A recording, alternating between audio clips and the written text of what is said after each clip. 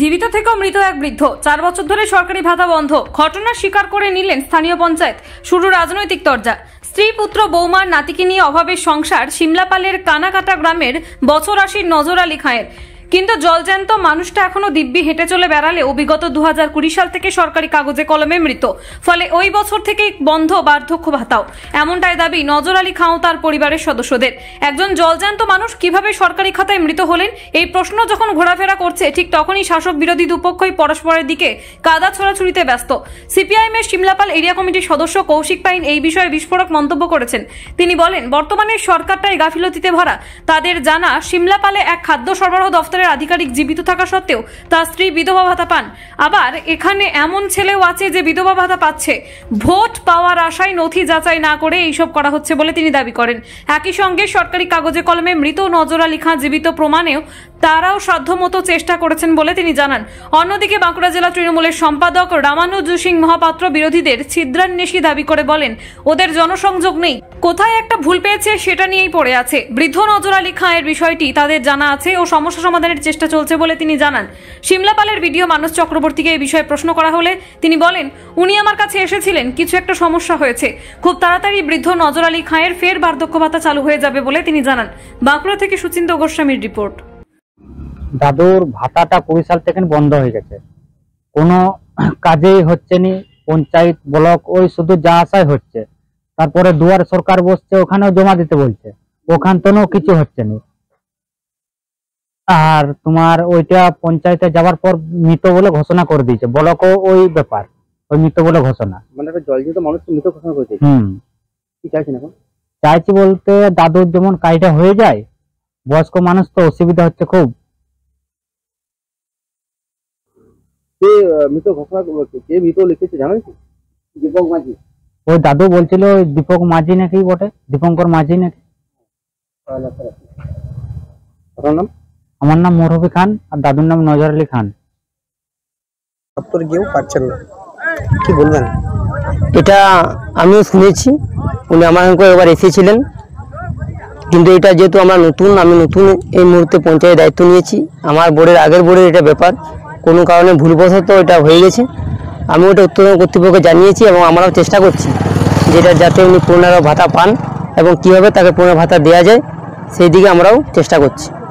এবং আমরা এই ব্যাপারটা সম্বন্ধে আমার বিশেষ কিছু জানা নেই, কিন্তু আমি জানিয়েছি। আপনার নাম? সুরজিৎ পাঠক, প্রধান সিমলাপাল গ্রাম পঞ্চায়েত। সিমলাপাল পঞ্চায়েতের কানাকাটা গ্রাম রয়েছে, সেখানে এক সত্য বলবেন। দেখুন, বর্তমানে যে শাসক দল, বৃদ্ধ ভাতা বলুন, বিধবা ভাতা বলুন, যে কোনো ভাতাই বলুন, এবং কেন্দ্রীয় সরকার পাঠাচ্ছে টাকা, আর সেই টাকা যে সমস্ত প্রকল্পগুলি জনমুখী প্রকল্প, সেই জনমুখী প্রকল্প থেকে সাধারণ মানুষ বঞ্চিত। আজকে একজন বৃদ্ধ, অর্থাৎ তিনি সিনিয়র সিটিজেন হতে চলেছে, আর তাকে মৃত বলে আজকে ঘোষণা করেছে। এখানে স্বজন পোষণের রাজনীতি কেবলমাত্র তৃণমূল কংগ্রেসের সঙ্গে যারা যুক্ত, কেবলমাত্র তাদের বাড়ির লোকেরাই পাবে, আর অন্য লোক পাবে না। কে মারা গেল বা কে জীবিত আছে এই নিয়ে তাদের কোনো চিন্তা ভাবনা নেই। বারে বারে বিভিন্ন দপ্তরে গেছেন, পঞ্চায়েত, ব্লকে, তারপরেও এখনো পর্যন্ত কাগজে কলমে জীবিত হতে পারেনি। তাদের সদ ইচ্ছাই নেই যে একজন অসুস্থ বৃদ্ধা এসছে, তিনি কি বলছেন, তার বক্তব্যটা শোনার প্রয়োজন, এই ধরনের তাদের কোনো মানসিকতা আছে? প্রশাসন আজকে কোন অবস্থায়? আজ তৃণমূল কংগ্রেস যা বলছে তারা তাই করছে। আজকে তৃণমূল কংগ্রেস দল বলে কিছু নেই। আজকে দেখতে পাবেন এসডিও, বিডিও মনে হয় তারা সাধারণ সম্পাদক এবং সভাপতি, তারা পার্টি নিয়েই তো ব্যস্ত। তাহলে সাধারণ মানুষকে তারা পরিষেবা দেবে কোথায়? এই ধরনের তাদের চিন্তা ভাবনা নেই আজকে, আর সেই কারণে এই পরিস্থিতি। আপনার নাম? দীপক কুমার দাস, বাঁকুড়া জেলা সম্পাদক, ভারতীয় জনতা পার্টি। আমরা ব্লক দেখলাম, 2 মাস বন্ধ হয়ে যেত ভাতা বন্ধ হয়ে যায়। ব্লক দিলাম, ব্লককে বললে যাও পঞ্চায়েত তোমার মৃত করে দিয়েছে। ব্লকে পঞ্চায়েতে যাওয়ার পরে বললো দীপক মাঝি করেছে ওটা। দীপক মাঝি বলে যাও ব্লকে, আর তোমার এটা ঠিক করে দিচ্ছে, যাও ঠিক করে যায় না। কতবার কাগজ কলম করেছি, আজ পর্যন্ত পঞ্চায়েতে 3-4 বার, ব্লক 5-6 বার, বিডিওকে জানিয়েছি, কোনো মতো হয় না। ভাতা কোন বছর বন্ধ হয়েছে? 2020 থেকে বন্ধ হয়ে গেছে। এখন পর্যন্ত ভাতা পান না। কি চাইছেন? আমি ভাতা চাচ্ছি। ওনারা কি বলছেন? ওনারা বলছে হবে হবে, ওই হবে হবে করছে, কোনোদিন আর কোনোদিন রাজ্য করছে না। আমি বলে ওই যাও তোমার ইচ্ছা করে দিচ্ছি, মুখুজ্জি ফানালি কারণ এখন তো বলে বলছে দিচ্ছে না। তো আপনি এখন সরকারি সাহায্য থেকে বঞ্চিত আছেন। হ্যাঁ। আপনার নাম? নজর আলী খান, বাড়ি? বাড়ি কানাকাটা সিঙ্গাপুর সিটি। এটা পঞ্চায়েতের গাফিলতি কিছু নেই, এটাতে নজর আলী বলে আরেকজন মারা গিয়েছিল আমাদের এই সিমলাপাল সেন্সাস টাউনের মধ্যে। এইটা ভুল হয়ে গেছে কোনো কারণবশত, এবং ভুলটা সংশোধন করার জন্য তাৎক্ষণিকভাবে সমস্ত কাগজপত্র জমাও করা হয়েছে, এবং এটা কারেকশন হয়ে যাবে, অবশ্যই হয়ে যাবে। এটা আমি কাগজপত্রগুলো নজর আলী আমার কাছ সঙ্গেই দেখা করেছিল, আমি কাগজপত্রগুলো ওকে নিয়ে গিয়ে সমস্ত তথ্য সহ সব কিছু জমা করেছি। তো এগুলো এখান থেকে তো হয় না, এগুলো চলে যায় উপর থেকে কারেকশন হয়ে ঠিক চলে আসবে, টাকা পেয়ে যাবে ও। বিরোধীরা এটাকে নিয়ে পুরো মাঠে নেমেছে যে শাসক দলের। আসলে বিরোধীদের কাজ হচ্ছে ছিদ্র অন্বেষণ করা, কোথায় একটা কিছু ভুল আছে ত্রুটি আছে সেগুলোকে খুঁজে বার করা। অ্যাকচুয়ালি জনসংযোগ রাখে না, দু একটা জায়গায় পেয়েছে একটা ত্রুটি পেয়েছে সেটাকে নিয়ে বড় করে প্রচার করছে, কাজ তো করে না কেউ। ওই লোকটা যে পাচ্ছে না ওর জন্য যে কাজ করতে হবে, ওকে ওর যে কী কারণে বন্ধ হয়েছে সেটা দেখতে হবে, জানতে হবে, এবং তার জন্যে আবেদন করতে হবে, সেই সব কাজ করে না, এরা শুধু ছিদ্র খুঁজে বেড়ায়। আর অ্যাকচুয়ালি সিমলাপালে বিরোধী সেভাবে কেউ নেইও, তাদের কোনো অস্তিত্বই এখানে সেভাবে নেই। আপনার নাম? আমার নাম রামানুজ সিংহ মহাপাত্র, পলিটিক্যাল ডেজিগনেশন? আমি বাঁকুড়া জেলা তৃণমূল কংগ্রেসের সম্পাদক। পঞ্চায়েতের এক বাসিন্দা, সিমলাপাল গ্রাম পঞ্চায়েতের এক বাসিন্দা 2020 থেকে বার্ধক্য ভাতা বঞ্চিত আছে, তাকে মৃত বলে ঘোষণা করা হয়েছে, অথচ তিনি জীবিত আছেন। তিনি সশরীরে বিভিন্ন জায়গায় বিচরণ করছেন, কিন্তু বারবার বিভিন্ন দপ্তরে যাওয়ার পরেও তিনি এখনও সেই মৃতকে জীবিত বলে প্রমাণ করতে পারেন না, প্রকল্পের থেকে বঞ্চিত হচ্ছে। কি বলবেন? পঞ্চায়েতের গাফিলতি?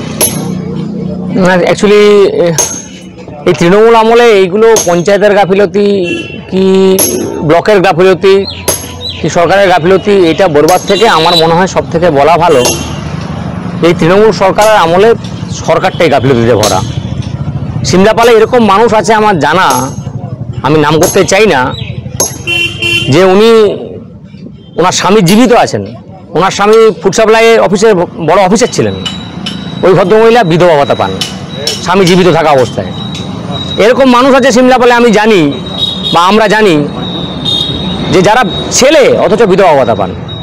আসলে 21 সালে ভোটে জিতবার জন্য মাননীয় সরকার পুরো সিমলাপালে এক ঝাঁক অনেকগুলো ভাতা উনি তৈরি করেছিলেন। যখন এই ভাতাগুলো হয় তখন আমাদের কোনো মানুষের কোনো ডকুমেন্ট বা কাগজপত্র দেখে সরাসরি সঠিক ভাতা করবার কাজটা হয়নি। ভোট পাওয়ার জন্য কিছু সংখ্যক মানুষের হাতে টাকা গুঁজে দেওয়ার জন্য বিভিন্নভাবে বিভিন্ন ভাতা করেছেন। সেরকমই ঘটনা ওই আমাদের কানাকাটা গ্রামের। এই ঘটনাটা আপনারা বলার আগে থেকে আমি জানি, এটা নিয়ে আমরা নিজের একটু মুভমেন্টও করছি, যে ওই ভদ্রলোক বেঁচে আছেন অথচ তাকে মৃত দেখানো হয়েছে পঞ্চায়েতের থেকে। এটা 2020 এরকম সময় হবে। তো এই ঘটনাটা ঘটে যাওয়ার পরে ওনাকে নিয়ে আমরা ব্লকেও গেছিলাম। এখন ব্লকের বলবার কথা বলছেন যে মানুষটি যেহেতু মৃত ঘোষণা হয়ে গেছে, ব্লকের যে রিপোর্ট গেছে, যে রিপোর্ট থেকে যে রাজ্যে চলে গেছে, তাকে আর নতুন করে ভাতা দেওয়া যাচ্ছে না। যে ঘটনা ঘটলো, এই ঘটনার দায় তো ওই ভদ্রলোকের নয়, উনি গরিব মানুষ, উনি ভাতা পেতেন, ওনাকে মৃত যারা ঘোষণা করলো তাদের তো শাস্তি হওয়া উচিত। কিন্তু এই সরকারের আমলে এগুলো কিচ্ছু হবে না। কার গাফিলতির জন্য তিনি প্রকল্প থেকে বঞ্চিত হচ্ছেন? একদম সরাসরি যদি বলি তাহলে এটা পঞ্চায়েত, ব্লক সহ সামগ্রিক প্রশাসন এবং আমাদের যে সরকার আছে, তাদের যারা নেতারা আছেন, যারা প্রতিদিন দুয়ারা সরকারের নামে রাজনীতি করছেন, সবারই দেয়।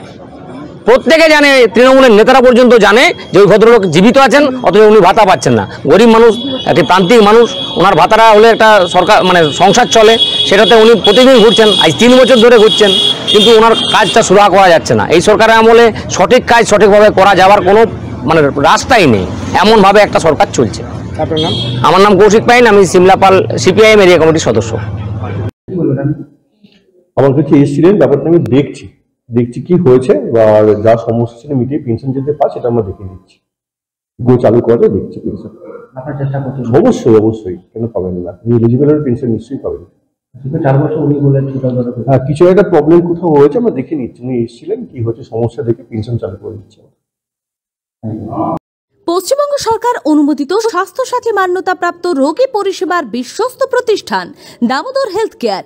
এখানে রয়েছে 24 ঘন্টা emergency service, doctor chamber, semi modular OT, orthopaedic surgery, প্রসূতি ও গাইনি বিভাগ, general surgery, ENT surgery, uro surgery, micro বা ল্যাপ্রোস্কোপিক সার্জারি, মেডিসিন বিভাগ, upcoming ICU, dialysis, advance physiotherapy, diagnostic centre, pharmacy, 24x7 lift ও অ্যাম্বুলেন্স পরিষেবা, medical insurance. আমাদের ঠিকানা মিল মোড়, কোতুলপুর, বাঁকুড়া। মোবাইল নাম্বার 9475240280 অথবা 9475240290 অথবা 9647180100।